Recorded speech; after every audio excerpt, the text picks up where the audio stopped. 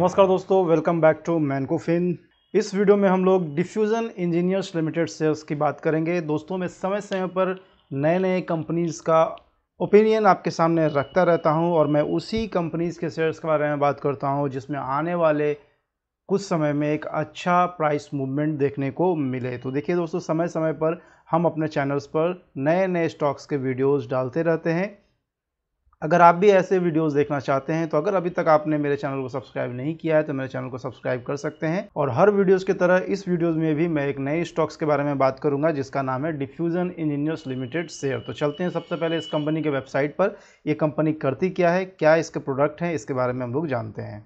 तो दोस्तों, ये डिफ्यूजन इंजीनियर्स लिमिटेड कंपनी की वेबसाइट है और इसके वेबसाइट पर आप जब आएंगे तो इसके जो प्रोडक्ट्स हैं उसके बारे में आपको जानकारी मिलेगी। तो इसके प्रोडक्ट्स को अगर हम एक नज़र देखें तो यहाँ पर आप देख सकते हैं कि प्रोडक्ट्स में यहाँ पर आप देख सकते हैं कि वेल्डिंग कंज्यूमेबल्स प्रोडक्ट बनाती है, यानी कि जिसके द्वारा वेल्डिंग किया जा सके, वेल्डिंग को अच्छे तरह से कर लिया जाए, वैसे प्रोडक्ट्स ये कंपनी बनाती है। ये आप देख सकते हैं। साथ ही wear plates and wear components भी बनाती है कंपनी। फिर हैवी इंजीनियरिंग प्रोडक्ट्स भी बनाती है कंपनी। साथ ही रिकंडीशनिंग सर्विसेज भी देती है कंपनी डिफकॉर भी बनाती है, थर्मल स्प्रे पाउडर भी बनाती है, वेल्डिंग एंड कटिंग इक्विपमेंट्स भी बनाती है, फिर हेरनोन भी बनाती है। तो इतने सारे प्रोडक्ट कंपनी बनाती है, मैन्युफैक्चरिंग करती है। तो आज हम इसी कंपनी के बारे में अपने ओपिनियन रखने जा रहे हैं अपने वीडियो के माध्यम से। इस वीडियो में किसी भी तरह का पिक या रिकमेंडेशन नहीं है। तो इस स्टॉक में इन्वेस्ट या ट्रेड करना वो आपका अपना डिसीजन होगा। तो चलिए आगे बढ़ते हैं। सबसे पहले इस कंपनी का हम लोग थोड़ा सा फंडामेंटल एनालिसिस करेंगे जिसमें हम लोग कुछ इंपॉर्टेंट फंडामेंटल रेशियोज देखेंगे और साथ ही साथ annual basis profit and loss statement देखेंगे। उसके बाद हम लोग चलेंगे चार्ट पर, जहां पर हम लोग शॉर्ट टर्म में सपोर्ट और रेजिस्टेंस को समझेंगे, मिड टर्म में भी सपोर्ट और रेजिस्टेंस को समझेंगे। साथ ही साथ जिसके बारे में मैं हमेशा बात करता हूं कि अगर स्टॉक मार्केट में आना है तो लंबे समय के लिए आइए, उस पर भी हम लोग इस स्टॉक को लेकर के चर्चा करेंगे कि लॉन्ग टर्म में वो कौन सा क्रूशियल सपोर्ट लेवल होगा जिसके नीचे इस स्टॉक का जाना बहुत ही मुश्किल है। और अगर उस सपोर्ट के नीचे ये स्टॉक चला जाता है तो फिर लंबे समय तक उस लेवल के नीचे रहने की उम्मीद है या फिर और भी ज़्यादा नीचे जा सकता है। तो इन सारी चीज़ों को हम लोग इस वीडियो में कवर करेंगे। हर वीडियो की तरह इस वीडियो में भी इस नए स्टॉक के बारे में हम लोग बातें करेंगे। तो चलिए चलते हैं। तो दोस्तों, यहाँ पर डिफ्यूजन इंजीनियर्स लिमिटेड कंपनी का हमने कुछ डाटा ओपन किया है, यहाँ पर अवेलेबल है हमारे पास। और ये जो डाटा है ये कुछ फंडामेंटल इंपॉर्टेंट रेशियोज़ हैं जिनको हम लोग अभी देखेंगे इस वीडियो में। तो सबसे पहले अगर हम बात करें तो आज के ट्रेडिंग सेशन में इसका जो क्लोजिंग मार्केट प्राइस था वो था 298 रुपये और आज ही के ट्रेडिंग सेशन में इसमें 5% की उछाल भी देखने को मिली है। कंपनी BSE और NSE दोनों ही स्टॉक एक्सचेंज पर लिस्टेड है। आप चाहें तो BSE या NSE किसी भी स्टॉक एक्सचेंज में जाकर के इस स्टॉक में ट्रेडिंग या इन्वेस्टमेंट कर सकते हैं। मार्केट कैप की बात करें तो 1116 करोड़ का मार्केट कैप है, यानी कि बेशक ये स्मॉल कैप कंपनी है। साथ ही करंट मार्केट की प्राइस करें तो 298 रुपये का करंट मार्केट प्राइस है। हाई और लो की अगर हम बात करें तो 52 वीक हाई जो है वो 299 है और 52 वीक लो जो है वो 188 है। आपको बता दूं कि ये कंपनी का शेयर जो है वो इसी साल 2024 में ही मार्केट में लिस्ट हुई है और 2024 में ही मार्केट में ट्रेड करना शुरू किया है। तो इसमें थोड़ी सी मुझे ब्रेकआउट देखने को मिली थी, एक अच्छा मूवमेंट देखने को मिला था। तो मैं सोचा इस स्टॉक से आपको रूबरू कराऊं, आपसे इसकी चर्चा करूं। तो चलिए इसको कंटिन्यू करते हैं और आगे बढ़ते हैं। स्टॉक पी की अगर हम बात करें तो 38.1 का स्टॉक पी है। बुक वैल्यू यहाँ पर अवेलेबल नहीं है। डिविडेंड यील्ड की बात करें तो अभी ये डिविडेंड यील्ड नहीं दे रही है कंपनी। ROC की हम बात करें तो 19.7% है, वहीं ROE की हम बात करें तो 17.6% है। डेप्ट की अगर हम बात करें तो 34.4 करोड़ का डेप्ट है, ऑलमोस्ट बिल्कुल नील है। बहुत ही कम डेप्ट है तो डेप्ट टू इक्विटी भी बहुत कम आएगा, तो 0.18 डेप्ट टू इक्विटी रेशियो है। वहीं अगर प्रमोटर्स होल्डिंग की बात करें तो यहाँ पर 69.7% प्रमोटर होल्डिंग है और नेट प्रॉफिट मार्जिन 10.6% और ऑपरेटिंग प्रॉफिट मार्जिन 14% है। प्लेस्ड परसेंटेज की अगर बात करूं तो एक भी शेयर इनका प्लेस्ड नहीं है, गिरवी नहीं है। इंटरप्राइजेज वैल्यू की अगर हम बात करें तो 1143 करोड़ का इंटरप्राइजेज वैल्यू, यानी कि इस कंपनी को अगर आपको खरीदना है तो 1143 करोड़ रुपए पे करने होंगे। और नंबर ऑफ इक्विटी शेयर्स के डाटा भी यहाँ पर अवेलेबल नहीं है, कुछ दिनों में अवेलेबल हो जाएंगे।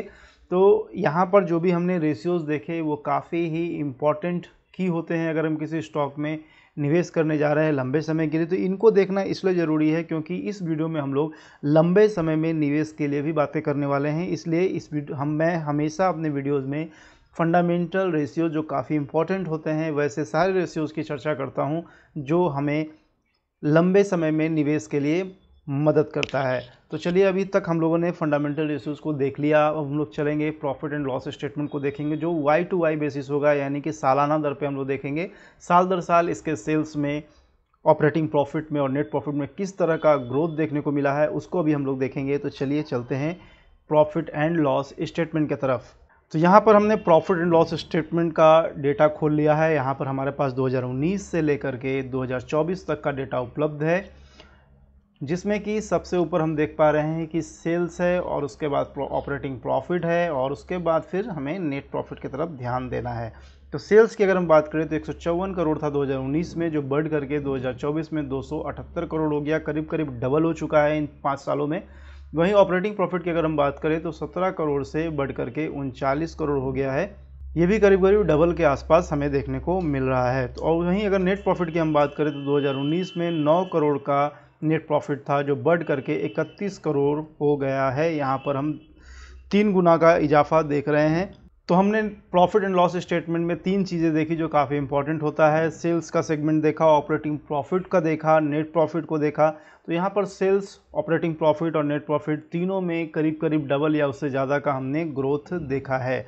अब हम लोग चलेंगे सीधा यहाँ से चार्ट पर और चार्ट पर देखने की कोशिश करेंगे कि शॉर्ट टर्म, मिड टर्म और लॉन्ग टर्म में हमारा रेजिस्टेंस लेवल क्या होगा, सपोर्ट लेवल क्या होगा, और मोस्ट इम्पॉर्टेंट जो होता है लॉन्ग टर्म, जिसके लिए मैं हमेशा अपने व्यूअर्स को मोटिवेट करता रहता हूं कि अगर मार्केट में पैसा बनाना है, गारंटीड पैसा बनाना है, तो लॉन्ग टर्म इन्वेस्टमेंट स्टार्ट कीजिए।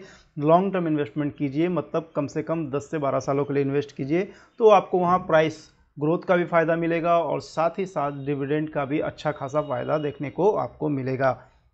और 10 से 12 सालों में आपकी रेगुलर इनकम स्टार्ट हो जाएगी। अगर आप कंसिस्टेंटली लगातार स्टॉक खरीदते रहेंगे तो 10 से 12 सालों में निश्चित तौर पर आपके लिए रेगुलर इनकम स्टार्ट हो जाएगा। उसके बाद आपको वो जो कहते हैं ना कि सोते हुए पैसा कमाना, तो वो चीज़ें होने लगेंगी 10 से 12 सालों के बाद। तो अभी से कंटिन्यू करना पड़ेगा इसके लिए। इसलिए मैं हर बार अपने वीडियो में अपने व्यूअर्स को ये कहता रहता हूँ कि आप लॉन्ग टर्म के लिए स्टार्ट कीजिए, या फिर कर रहे हैं तो अच्छी बात है।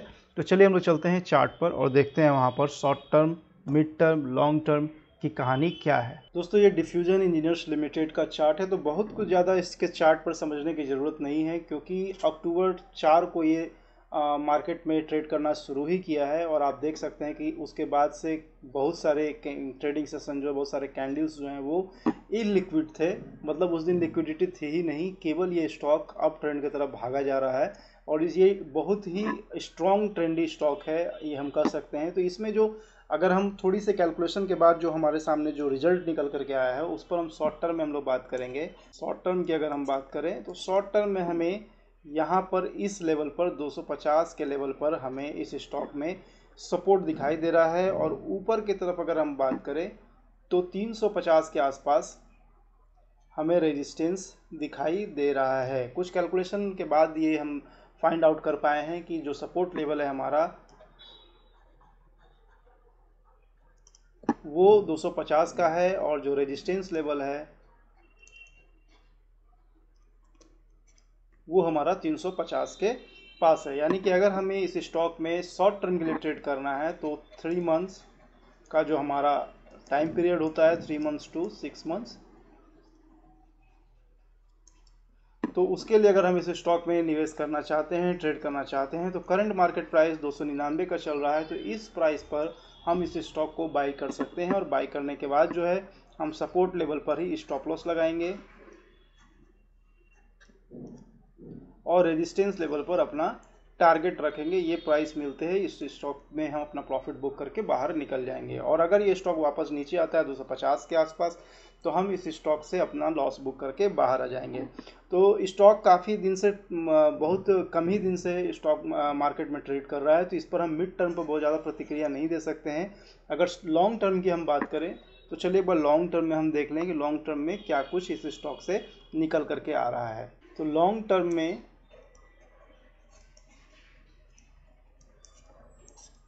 लॉन्ग टर्म की अगर हम बात करें तो लॉन्ग टर्म में जब भी हम किसी स्टॉक में इन करते हैं, एंट्री करते हैं, तो उसको कम से कम 10 साल के लिए होल्ड रखना पड़ता है।